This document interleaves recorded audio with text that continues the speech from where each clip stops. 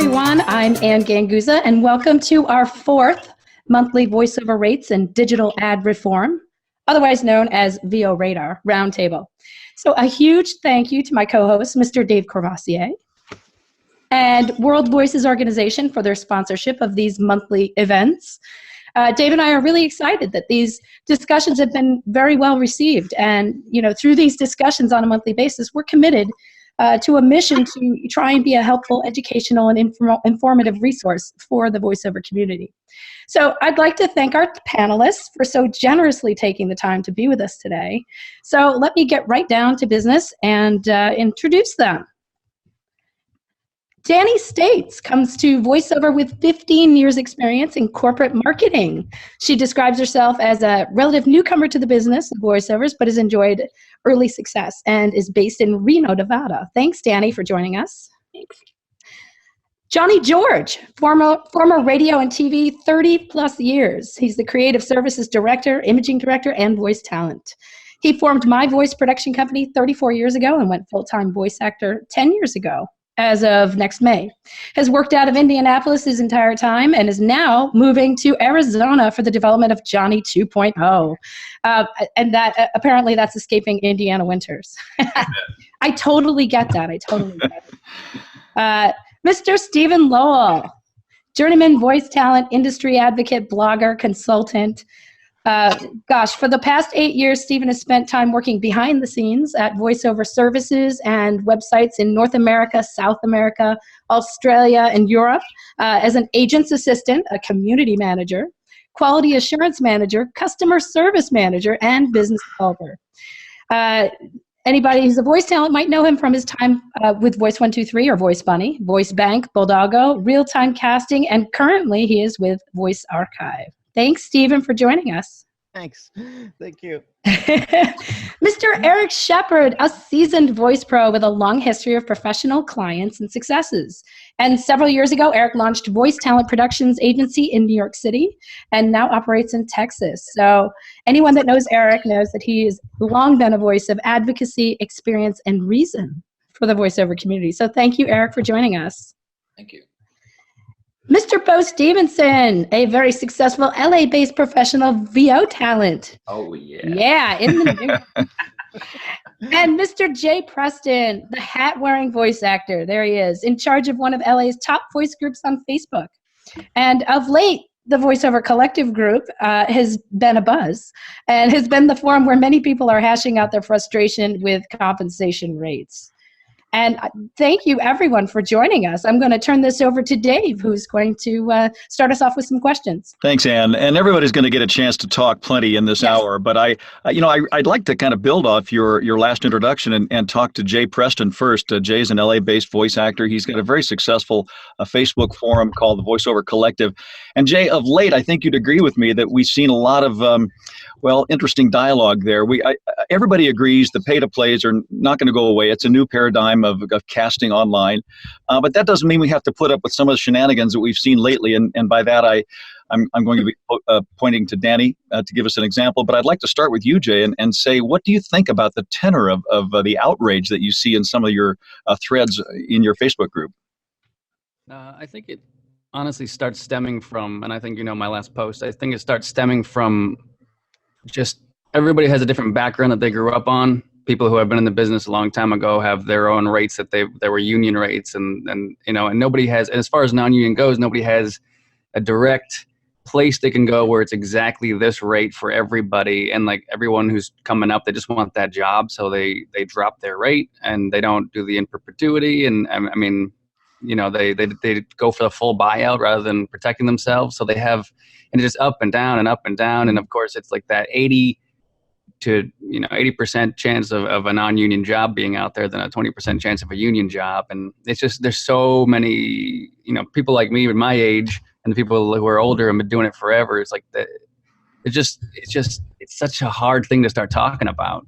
Yeah. And so you see an opinion that can't be swayed, and then you see an opinion that might be able to be swayed. Then you see somebody who just read an opinion somewhere, and then they just wanted to say it because they sound smart and they don't even know what they're saying, So you just got to figure out exactly, there needs to be a place. That's why I love what you're doing. So we maybe all get on the same page for once. Yep. And stop, saying who's got the better idea. Dani, if you could summarize briefly your recent experience with one of the online casting sites and how you found that to be, well, kind of upsetting. Yeah, sure. So I should start out by saying I am a fan. I've only been doing this for 2 years, and it has really been being on voices.com and Voice 123 has helped me really build a nice income. So in all the forums, I haven't really chimed in until this week. Last week, a client of mine that I've worked through voices.com with through their professional services team, they came to me for another job through the professional services team and quoted a very low rate, very low. So I came back and I said, I'm not going to do it for that rate, but I'll do it for this rate. And I was the only person they were inviting because I worked with this client a number of times. And turns out that they upped my quote by a bunch. So let's see, I think I quoted $1,320, including their escrow fee, their 10% escrow fee. And they came back to the client and said I had quoted $1,800 for the job. It's a government agency. And they didn't send my audition, and they did send 3 other auditions from 3 other talents who were willing to quote less. So when they hadn't asked for them. So now I have a relationship with this gal, and so I emailed her and said, hey, here's what I'm going to do. I'm going to quote this amount. This is why. This is what we've charged before, and I can't do it for that amount. And so there began the discussion. This was a managed job at voices.com. Managed job, yes. It was a managed job. So rather than the $1,320 that I had quoted, they padded it up to $1,800. And did they offer any excuse to you over email or on a phone conversation about where the difference was going? I haven't talked to them about it. Okay. I haven't talked to Voices simply because my understanding is that when you raise questions, you get blacklisted. Yeah. So I don't want to be blacklisted. Erik, well, you've just been at this so long, and now you're acting as an agent as well. Do you see this degradation of rates going on in the marketplace, like she's talking about? Well, it depends on the client. It depends on the situation. As far as this nonsense going on with Voices, I honestly have to admit, it keeps me up at nights. It's killing me, and not as an agent, because most of the time our businesses don't quite overlap. It's just the incredible amount of harm that it's doing to the industry. And a couple of years back, they decided, and this, I don't want to single them out, but they single themselves out. They said, well, we're going to charge this extortion fee if you want to get paid, or escrow, I'm sorry. And I said, well, this is a unique form of evil genius here. This is amazing. And I said, well, if you want us to pay you, then, and it's for your protection. And talent said, okay. And then they said, well, we want to raise the yearly fee. And talent said, okay. And then they said, well, we're going to come with this managed nonsense. And talent said, okay. Because what had been said before, some people are making money off of this, and they accept anybody. So there's a fear, well, I have to play this game, or I'm going to have trouble in the business. From an agent standpoint, there are things that legally we're allowed to do, and we're not allowed to do, depending on what state you're in. And, there's different parameters, but we get a certain percentage. And I've been on podcasts and on stage before talking to everyone. Says, well, how do you know if you find a good agent or a bad agent? And the number one thing that's always brought up is, well, if your agent charges you a yearly fee, then run to the hills, because it's unethical and immoral, etc. So you have these companies now that are charging a yearly fee, and then they're acting as agents by taking these huge percentages. Mm-hmm. So double, triple, even quadruple dipping with the SurePay and everything else. Well, you do one job, and so they got you paid them to give you the job in the first place, and then they say, well, it's managed, and so they take some huge fee and they rack it up, and then they get you again when they're going to pay you. And not to take over the time, but I've been thinking about this earlier, just from a situation that happened earlier today with them that was brought to my attention. It's when you see that real sweet, nice girl and she's with that super jerk boyfriend, and you go, well, what are you doing? And you just want to whack her, like, come on, snap out of it. And she goes, well, it wasn't always like this, and we've been together so long, and I don't really know who else is out there. I'm getting older, and you just want to. It's a similar situation, and talent allow themselves to be in that situation. And as egregious as they get and as predatory as they get, and when every time they say, any business wants to make more money, but every time they want to make more money, they say, well, how can we gouge talent more? Yeah. And talent are lining up to give them their money and to work with them. Until that changes, yeah. They've shown that they're not going to change their business practices. So talent have to change. That's it. Stephen, do you see that these are instances where some online casting sites are taking advantage of the disorganization, the innate disorganization of the voiceover community?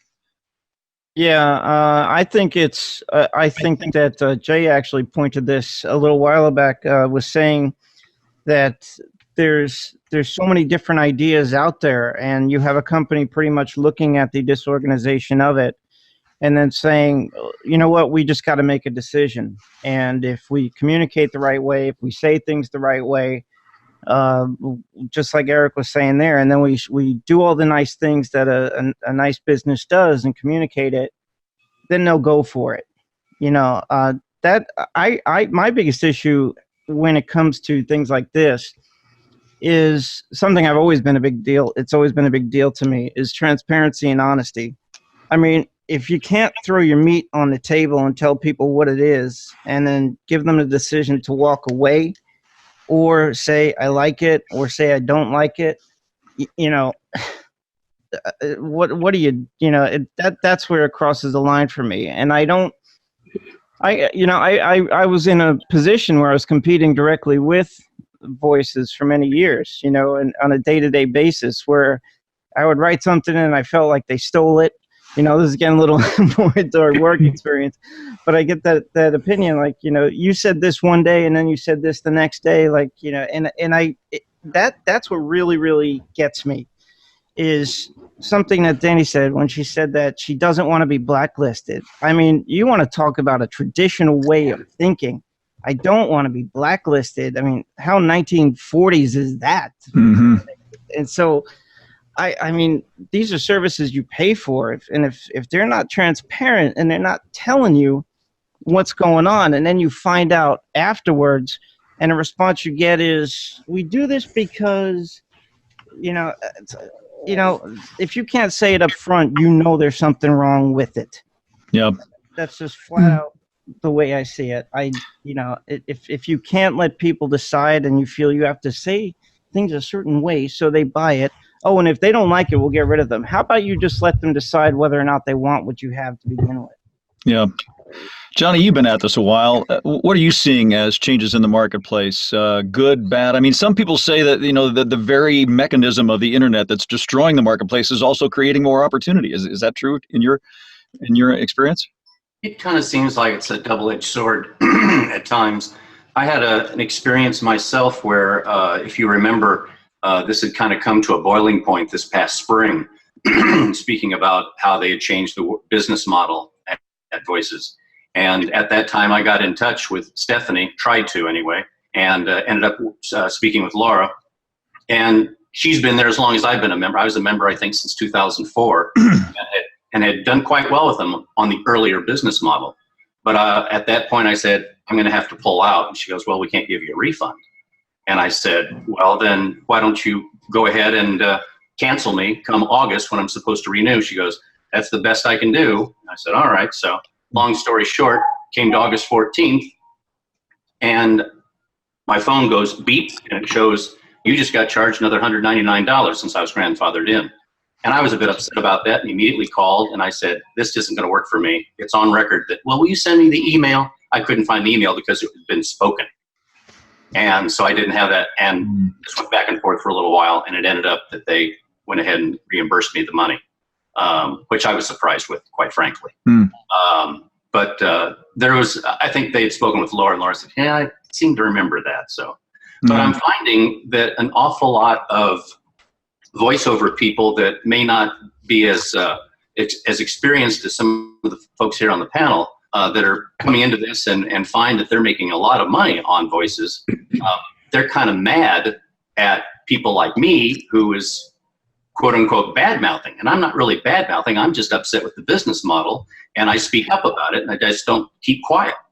And I think that's what a lot of us have to do as the masses. If we don't speak, I'm just not going to be a lemming and just follow along behind this new business model and say, oh, it's just great.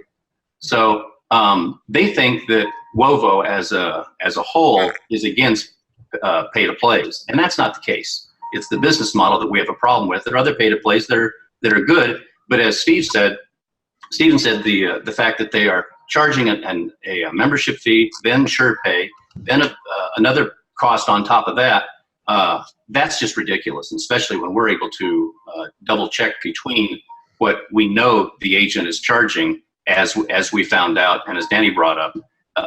You look at that, and all of a sudden you're going, oh my God, how much am I actually making out of this huge pie? Mm-hmm. And I'm doing all the work. Beau, what's your experience? You were quoted in an article recently in the LA Times, and we're not going to rehash that whole thing. Do you depend on these online casting sites for a good bit of your work?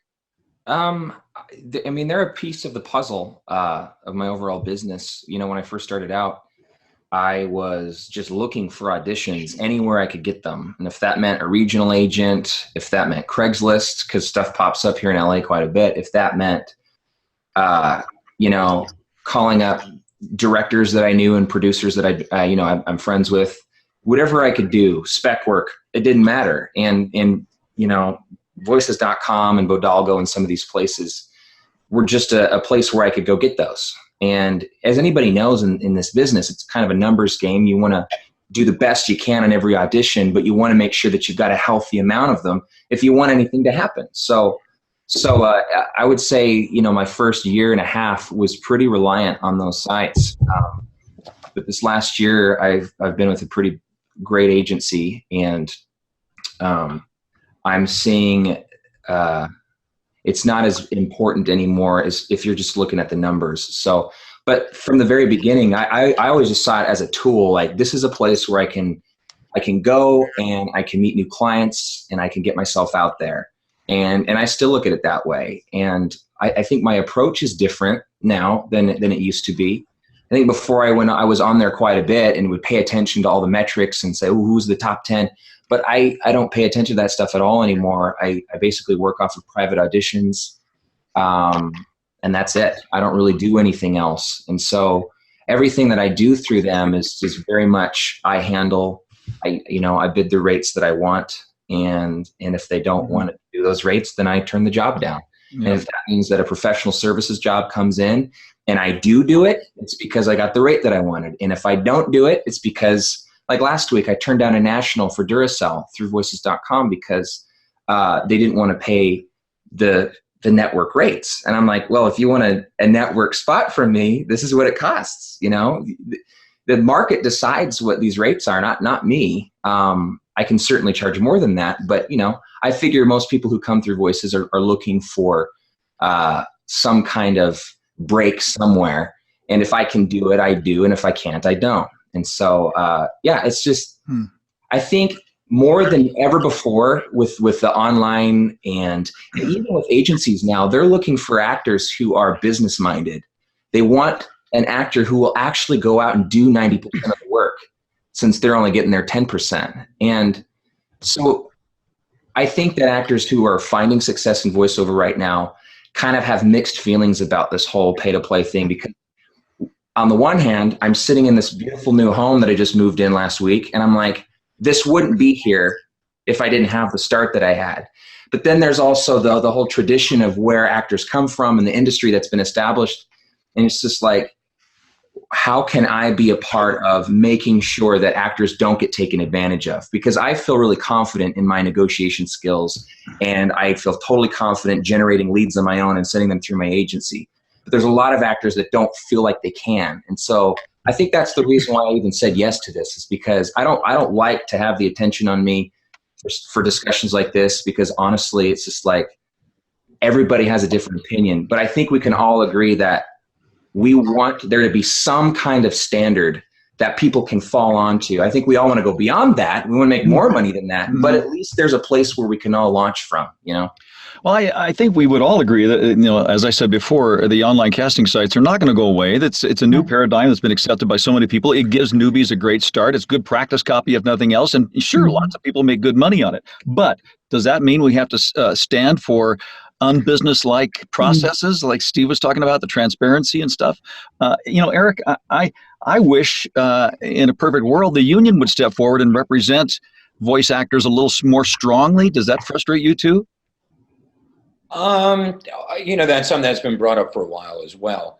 I think to some degree, the union and voiceover people kind of went separate ways for a while. I think perhaps they weren't even sure what to do. So many of these jobs started going non-union in the voiceover world, as opposed to, you know, other movies and stuff that agents or that the union rather deals with.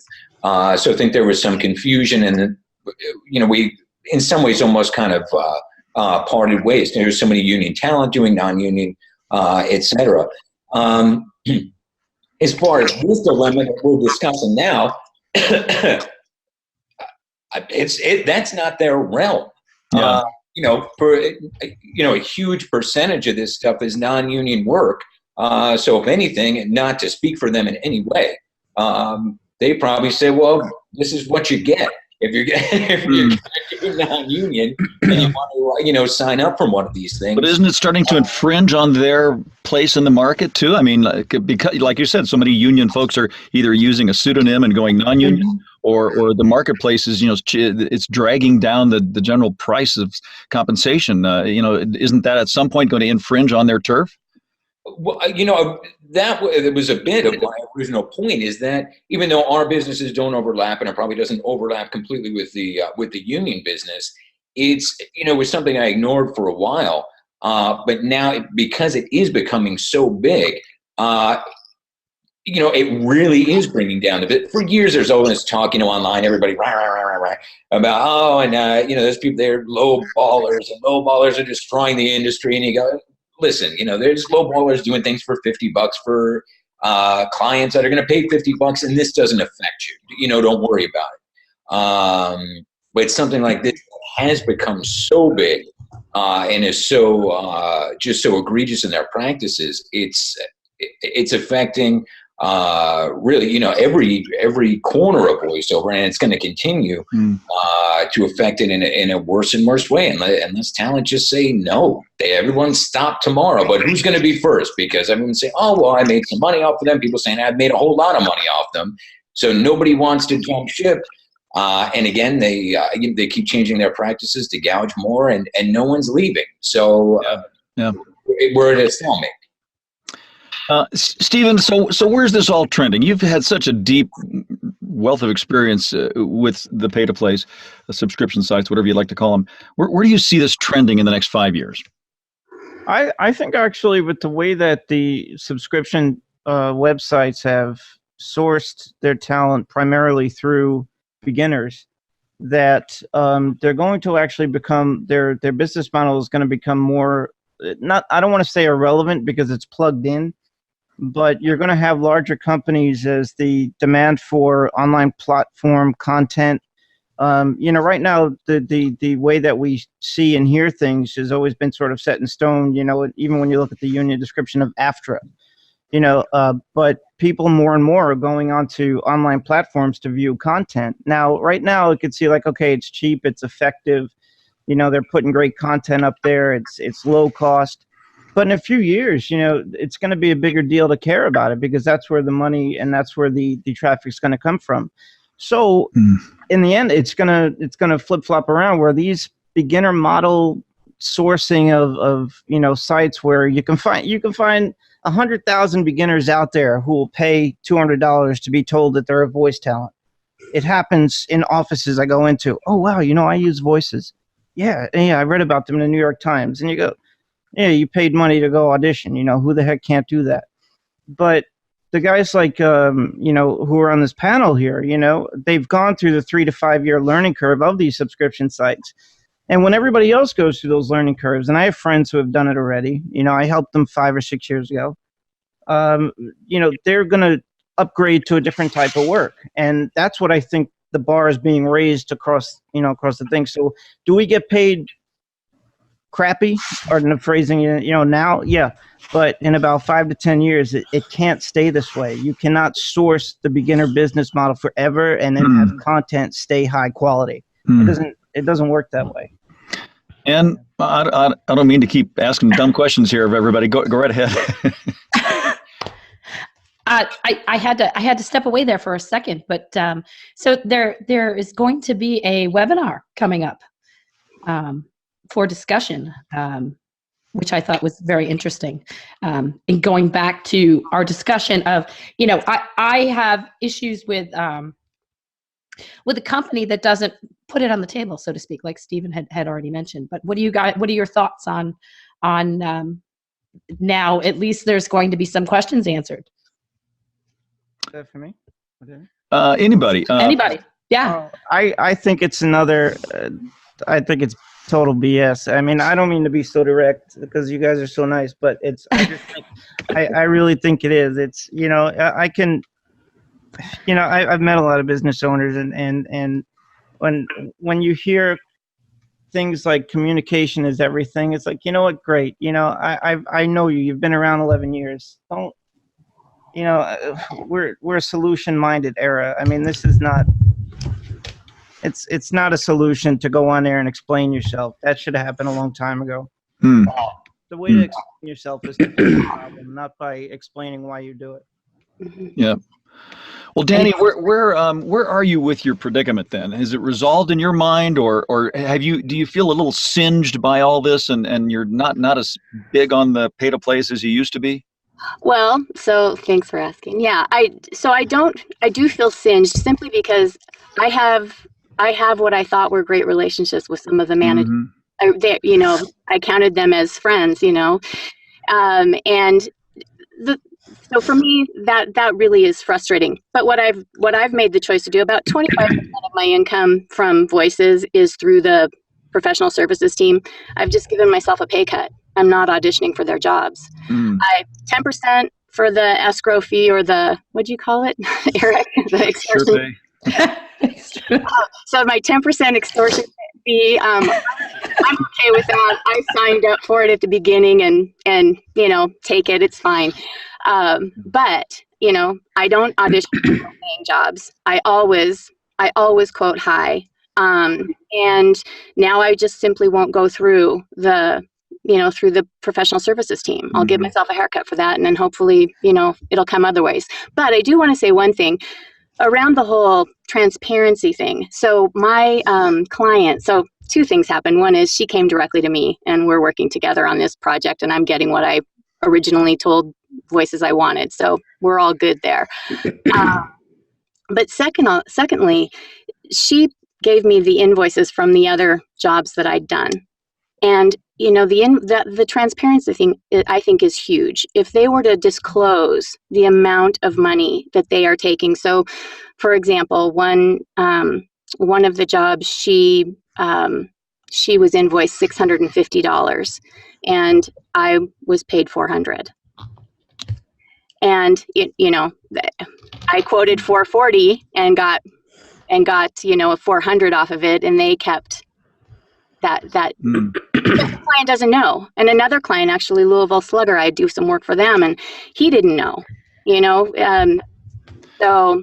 Yeah, some have suggested that maybe to figure this problem out, that more clients, producers, job seekers, or rather talent seekers, need to know that this is going on. Maybe they really don't know. Right. Maybe they don't care. I don't know.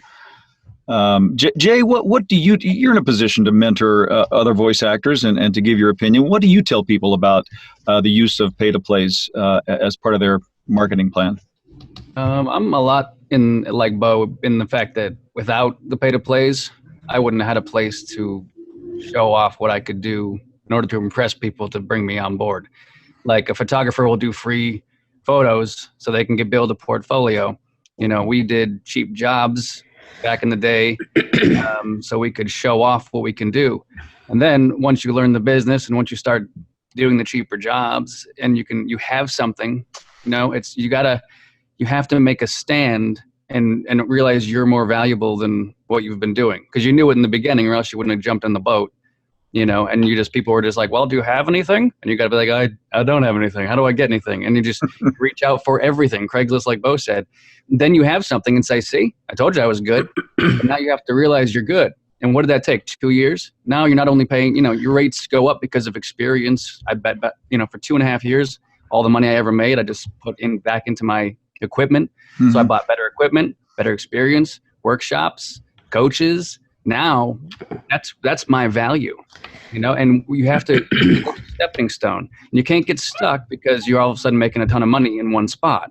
Like you're more valuable. Now I have agents all over the country. Now I'm barely on. I'm not on Voice.com anymore. I mean, my thing's still there, but I don't audition. Voice 123. I had to get, you know, we do build a client base, but I think if everyone can get to a point where and I would even love people to start, you know, at a base rate that's very close to union rates for everything, you know, 13 weeks max, then you got to renew. You know, if you can just start there, they love you, they want to use you, but they don't want to do the 13 weeks max. They don't want to hit your budget. They're going to go find someone else. But if they go find someone else and that's the same problem, guess what? They're going to come back to the person they wanted first. Mm-hmm. We can all have the same one voice of it all. I think it would really, I mean, I would love to start there now. Have a place where people can go and say, I'm trying to get into voiceover. You know, you always send people over to D. Bradley Baker's blog, right? I want to get into voiceover. Well, where's the next place after that, right? Where can you see, this is a marketing schedule. This is where your level is at. Beginner, you know, pay to plays, whatever, with a nice rate, and then move on to regional agents, you know, and agencies and the big ones and the union and stuff. And then, but now we're all both the same, you know, your value keeps increasing. So you got to stick up for that. You just can't rely on this one thing that's going to keep on getting more and more. As we can see what Voices has done, it keeps getting more and more from you. It's like, oh, we can probably get a little bit more. We can probably let's build a big, huge building in Canada and let's just keep getting more. You know, it's like they're just going to keep growing. That building is not going to get any smaller. And there's going to be tons of people starting. So if we can just help the starters get to a spot where they can have a base rate and just be like, I'm going to be worth this in the future. You know, because they're going to do this buyouts and this in perpetuity thing, and you're going to do a spot for, I don't know, Jimmy John's Pizza, you know, but they can use that spot forever. Now you're out forever doing pizza. You can't do Domino's. You can, when you're ready, you know, you can't do any of those bigger ones because you've screwed yourself in the very beginning because you just wanted that $250. So do I see a theme emerging here? And this question is for Stephen, because I think you brought it up first, that pay-to-plays are a better tool for newbies, and then once you've established yourself to move on and leave them behind? Yes, I you know, there are people that I know are on this panel too that went through the disastrous product launch back in 2007 with Voice 123, and I started around that time, and that was very difficult. But there are a lot of people that I talked to and were very new and were trained then that I see them on Facebook now completely cleaning up, you know, and they don't use those sites anymore. They've moved on. But when you go to the people who now, like 6 or 7 years down the road, that they're starting tomorrow, they're going to first look at Voice 123 and Voices, you know, and that's their source of getting work because it's an open door policy. If you pay, you can play. I mean, that's just the whole thing. Yeah. It's, you know, if I've met people at comic book conventions, and they're experienced talent. They never even heard of Voice 123 or Voices, and they don't even consider them an option because it's the internet. Interesting. I like that you said the internet, because I think that there can be a whole new level of education. In addition to the pay-to-plays, it can be an online presence where that's another source of where your income, you know, can come through. And I think that, you know, as hopefully trying to educate the community, you know, we can help to do that for people that are just starting out. You know, here are techniques to get your presence, you know, your services online, so that maybe you don't have to go through pay-to-plays. And, you know, I've always had the the fortune that when somebody comes to me and finds me online, they ask me for the quote, and then I'm the one who names the price. And that's a heck of a lot better than, having to deal with a budget and having to deal with, the pay to play, manager fees.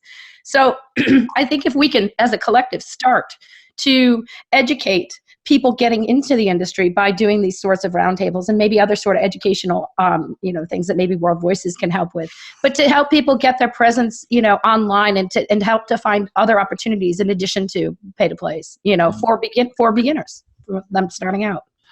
I'd like to shift just a little bit, if I could, and ask Erik about this new Wild West of digital products that are asking for voice actors, such as YouTube preview videos, and these don't seem to be falling under previous rate compensation schedules. It's like I said, it's kind of a Wild West. Are you seeing more of that, and are you seeing customers trying to take advantage of talent with the compensation being offered there? I got an email about maybe 10 minutes before we began here from a talent. We sent something out and they mentioned new media. And sometimes you hear digital, and then sometimes they'll come out and say pre-roll, and everyone's confused what the heck that means, because a lot of we're even like, wait, what? What exactly do you want? We don't want to send stuff out unless we know, exactly what the story is. But the clients oftentimes are using the ad agency. Yeah, well, they said new media. Well, what do you mean by that? As far as pre-roll goes, that's fortunately starting to cement a little bit, at least in the non-union world, where we know exactly what that means. But that's a little bit of money. You're just going to do a quote-unquote web project, where perhaps should be on the client website, or it's a YouTube thing. Sometimes they add social media, and you could add a little bit more money for that. But the pre-roll stuff, some of the production values on these are just amazing. I mean, they're just as good as any television commercial that's out there, and there's more eyeballs a lot of times. If this thing, how do you measure it? That's the question. How do you get metrics on that stuff? It's so difficult. Obviously the web is global. If it's a regular web job, us personally, we've always tried to work it out pretty much in perpetuity, because you just can't track it. There's no way to track it. When it's pre-roll, you can track it, and you could at least say, all right, you have X amount of time that you could use this for. But talent have to know that type of usage is major usage. It's not just a continuation of web, and they certainly need to charge more for that, because it's again, that there's more people younger than me. They're watching the computer more than they're watching the TV. They're getting more of their advertising from the computer. And so that's increasingly how they're being reached. For it to say, well, we're going to add pre-roll, for $50. If talent see that pre-roll thing, or even new media or digital, you got to start thinking, well, this is, you're gonna have to pay me quite a bit more here. Johnny, unmute yourself, because I got a question here for you. I know you've been touched by this very topic, and I guess it's safe to say that all talent should be really careful now about what they're signing, to read the fine print, to ask a lot of questions. Is that what you're doing now? I put after our meeting last spring, I put a disclaimer on all my invoices that says that this does not automatically allow this original audio, to be used in any fashion in pre-roll on YouTube or any other internet device outside of your web presence. And when I heard that, I almost fell over, because that never even occurred to me. I thought, oh my God. Just imagine if you got you were the pre-roll on something that was for a fantastic, let's say the new James Bond, and that promo is getting a pre-roll on it even, and you get something like that, and 1 million people see it, and you didn't make a single dime extra on it. That's upsetting. Yeah. Beau, do you use contracts? Do you look over the fine print really closely when you get ready to do a big job? Yeah, of course. All the big jobs my agents handle for me, and so that's really great. Are you union? I just recently. I'm a newbie. Just joined. I was a must join though, thankfully, which is great. And so, yeah, I mean, you got to look it over. And if you don't have an agent doing it for you, you just got to make sure that you have a really detailed agreement in place that you've both agreed to. Because a lot of these smaller regional producers that they're not in LA and they're not in New York, they're kind of like lone rangers out doing their productions. They don't think about usage the way that we do, the way that was just mentioned. Right. They think, oh, well, I already paid you. What am I paying you again for? You already did the work. They think about it like shoveling gravel. They're like, I already paid you to shovel the gravel. You know what I mean? They don't understand that it creates a conflict area in a particular market, and that in order to live and be that actor that's available for them on call, that we have to keep the lights on too. Yep. And so just a quick story. One of the very first guys that I worked with through voices.com, we actually became good friends, and I ended up doing a pilot that they did through the Jim Henson production people. It didn't go anywhere, but we've done some things together, and I haven't talked to him in about a year and a half. And he called me up yesterday, and I remember a long time ago we'd had a conversation. He'd said something to the effect of, "Well, voiceover is just a cheap commodity. I mean, you can find anybody to do it. It's pretty easy." And I was just like, even as like a guy that only been in it 8 months, 9 months, 10 months, however many it was, I was kind of pissed off. I was like, really? How about I call you a little, we could find any like you to do what you do. You know what I mean? It's kind of offensive. Yeah. So anyway, fast forward a couple of years, he calls me up yesterday. He just moved out here from New York, and he's just like, "Look, man, I don't know if I can afford you anymore." He's like, "But I got some stuff. I don't know." And I'm like, "Well, these are my rates." And he's just like, "Okay, all right. I know you can do a really good job on this. Everything that you've done for us has done well. It's gone places. So let's do it." And now I've got a bunch of stuff coming in from him. And this was somebody that a year and a half ago thought that voiceover wasn't important. Yeah. So it falls on us to let our clients know what we do. They don't know what we do. They don't know that there's a big booth here. They don't know there's all this equipment. They don't understand that I go to coaching 3 times a month. They don't understand that marketing costs money for what we do. They're like, "Oh, work just falls into your lap." So with all the other good voice actors, where we have to be educators too? I think so. Yes, I strongly believe that. We need to tell them what we have to do. Yeah. Anybody else on that one? I don't think it ever stops. I always do. You have LinkedIn messages that still happen. So people, write me and ask me questions, and it's just, to answer, let them know. I don't want them. It's just from a human perspective. I don't want them to be taken advantage of. It's just not something I think is right. Mm-hmm. It's continual education, no doubt about it. Yeah. Just as we have to continually educate ourselves through coaching. Mm-hmm. Erik, how much of that do you do for the people that are approaching you with work? I mean, we're fortunate that most of the people that come to us are. They've already gone past that part in the story. Okay. Where they found it, so it is, whatever, it's just voiceover. And so they hired a bunch of cheap voiceovers and said, wow, now my product's no good. And then, wait a second. And now all of a sudden they have an appreciation for professionals that, that cost more. But it's funny how that works. So it's fortunate. We do still have to educate them. A lot, again, as has been brought up with usage sometimes, again, it depends on the client. Usually, we're dealing with clients that they know what they're doing, but we get, what do you charge per hour? They send back the response. Well, it depends on copy length. It depends on usage. Oftentimes it depends on the talent. It could depend on the client, whatever. And well, it's the same thing. And that's when we just go, I'm sorry. That's, it's that's not a client that we need. But, if you're a talent, depending on where you are, you don't always have the luxury to just say, I'm sorry, this is not for me. If you have a lead, you have to deal with it. And, you do have to educate them and explain it to them. Or like what was illustrated, you just have to wait and wait for them to come back when they, you know, they go, well, they don't want to spend the money, and then they realize that, you know, somebody who knows what they're doing is worth it.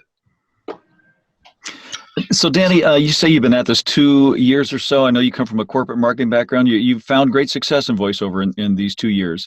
I'm assuming that you're doing a good bit of corporate e-learning or tutorials, not necessarily commercial work or promo, TV network stuff.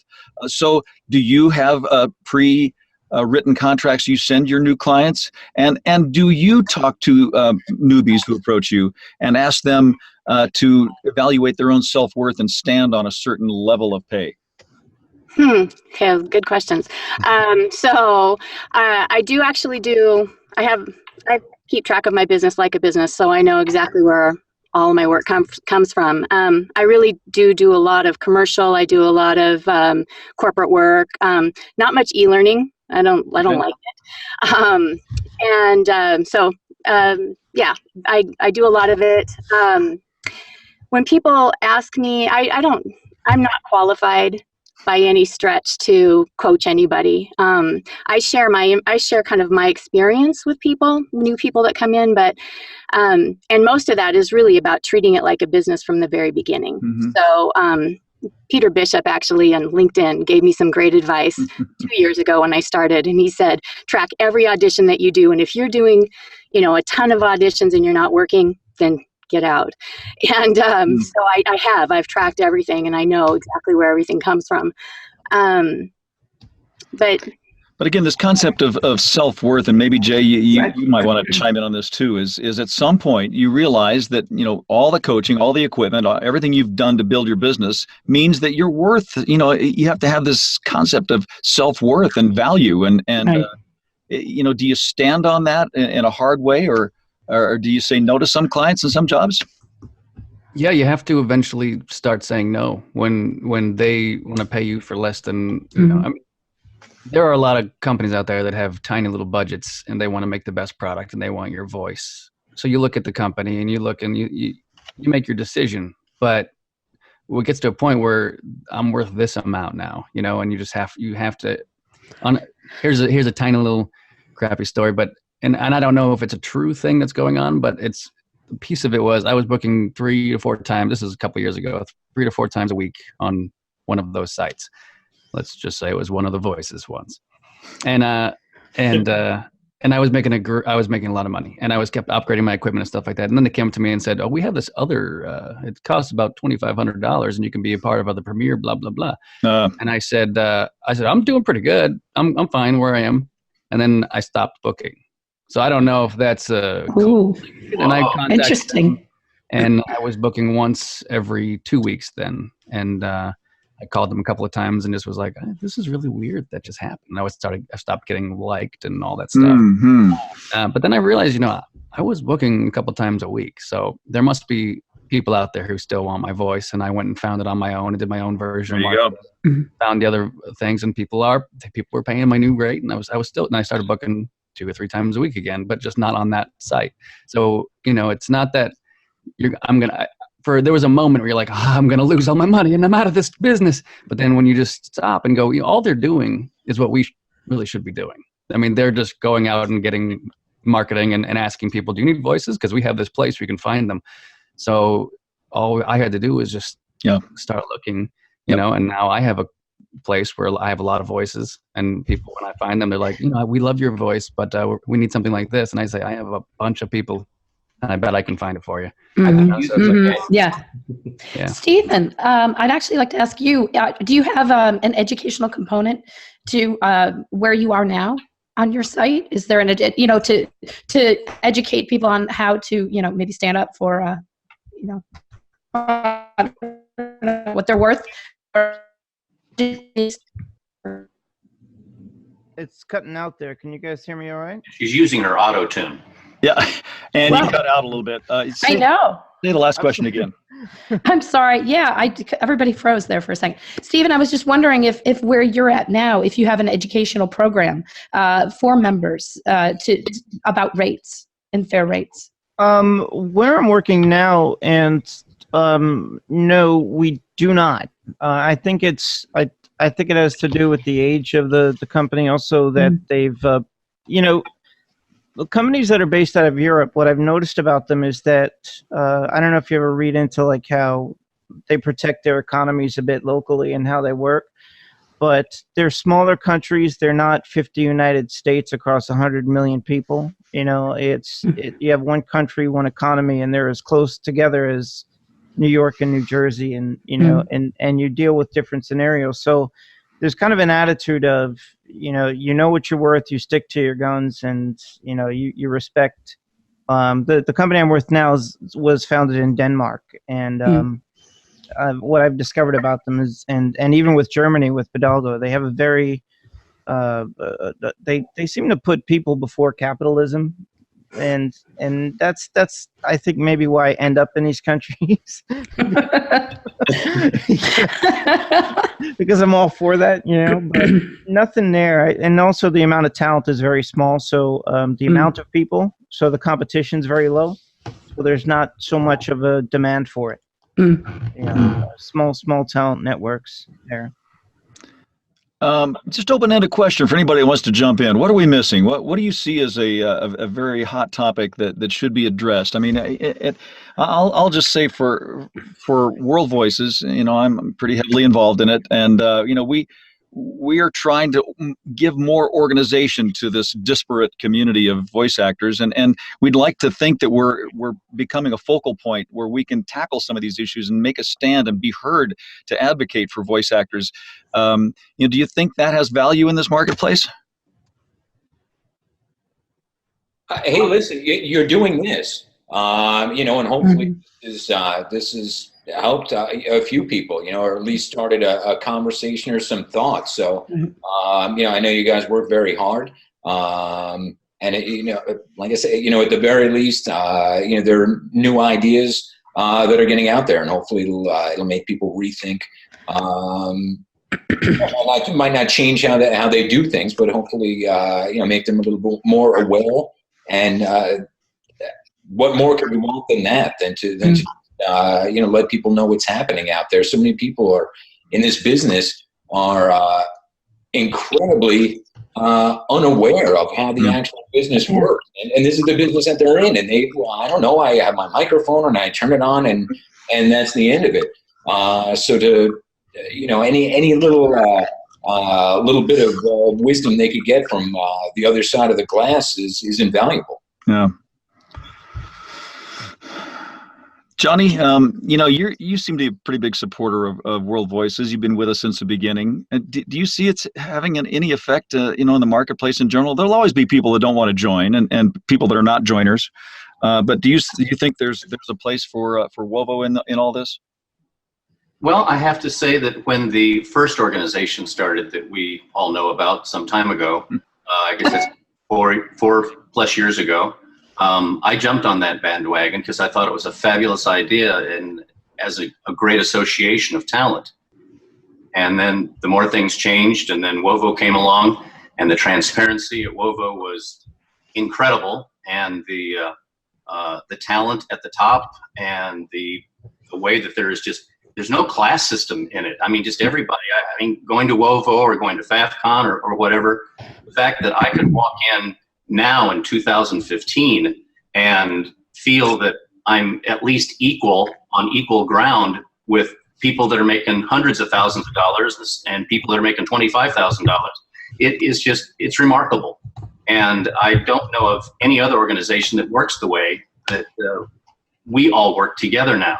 This has been an education for me over the past few years of being able to learn how to make friends within the community, how to reach out through coaches, through producers. I mean, like I said, I've been in radio for like 30, 40 years, and retired me in 2006.